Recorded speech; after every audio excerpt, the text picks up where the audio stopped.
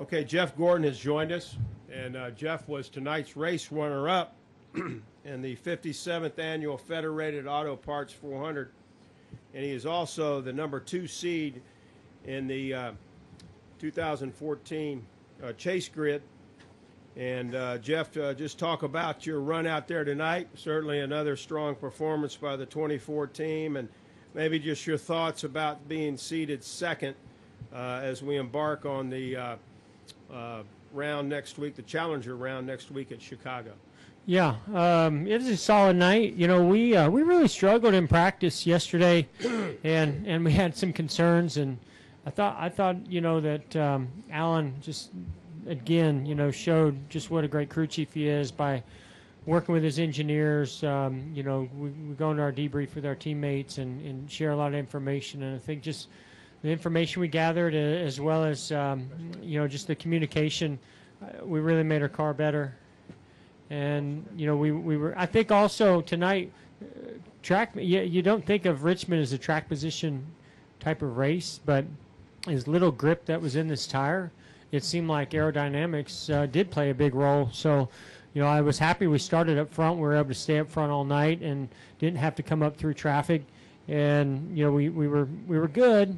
We just weren't quite as good as Brad on the short runs, and he could really get away from me and stretch it out, and then we could pull him back in, and we just didn't have enough laps. We were closing.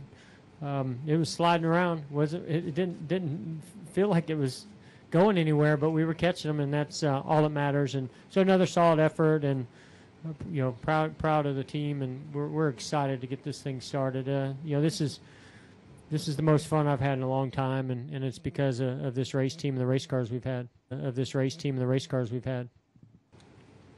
Thank you, Jeff. And joining us also is Dale Earnhardt, is seated third heading into the Challenger round next week at Chicagoland. Dale, just talk about. I heard you out there on the pit road talk about now it's time to get back down to business, but just talk about your feelings now as you embark on the chase. Well, we've sort of been on a vacation for 20 weeks, and it's time to get to it. So I'm excited about.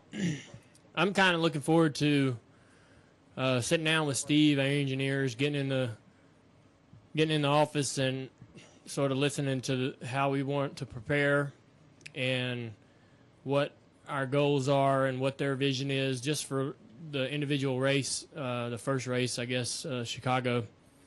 So we'll get some of that stuff done on Tuesday, and just kind of anxious to, Steve's got some great ideas and really believe in his direction, and we got a great team around us and some awesome engineers. So I'm looking forward to really getting down there in the office with those guys and sort of preparing for what we have in front of us. But it's been a fun season. Like Jeff said, I've had a blast this year.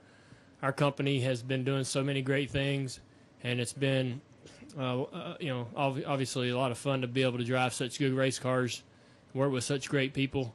So hopefully we can put our best foot forward in the chase and be one of those teams in the battle going into Homestead. But as a company, I don't think we could be any more prepared than we are. Okay, we'll take a couple questions now for either Jeff or Dale. We'll start right here with Jenna. If you raise your hand, Jenna, we'll go with Jenna, then we'll go to Lewis. Go ahead. Jennifer, AP, for both of you, is it you guys and the 4-car and the 2 Penske cars? Is anyone else even in this?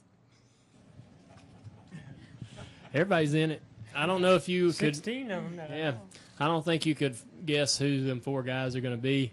And with the way the structure is and the elimination and,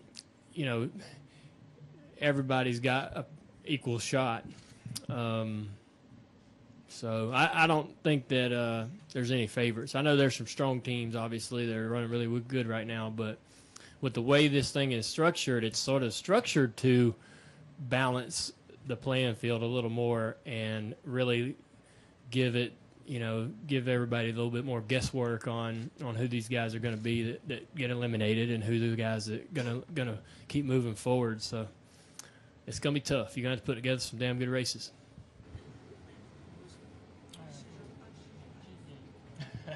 Let's go over here to Lewis, and then we'll take maybe one more. Go ahead.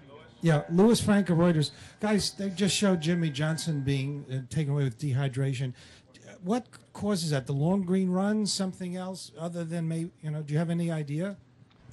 I'm not really sure. I just saw that. I know that there was a couple of times throughout the race when I did not I felt like I kind of was cramping a little bit as well. So it was hot out there. We're losing a lot of fluids, and they were long green flag runs, so it's hard to keep your fluids going. I know I run a system that I can drink in the car, but on these short tracks it's really hard to do, and I don't know the situation, but I'm assuming that if that's what it is, dehydration, that he probably just somehow wasn't able to get the fluids in him throughout the race. Take another question over here, Stan. Stan Creekmore, way over here.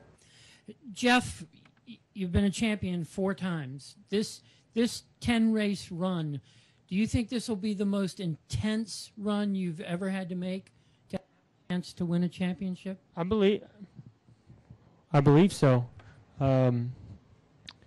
Just the structure of the points in how it pays winning, how competitive the top teams are right now, how it's going to come down to just 4, and then those 4 going to battle at Homestead.